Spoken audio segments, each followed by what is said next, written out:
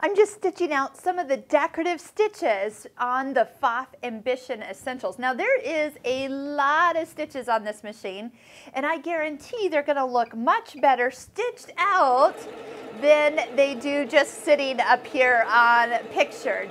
So I recommend that you just take some fabric and you can just kind of do the width of the presser foot. See how I'm lining up the foot next to the last line that I stitched? This time I put some variegated thread in just to see what it looks like.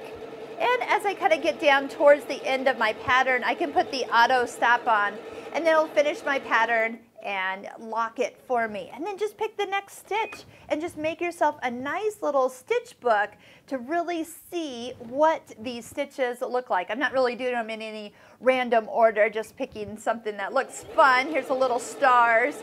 And again, you can just have such an amazing result. Here, let's do this. Let's do auto stop. Let's do a mirror image, and then it'll flip that pattern over so it's facing the other direction.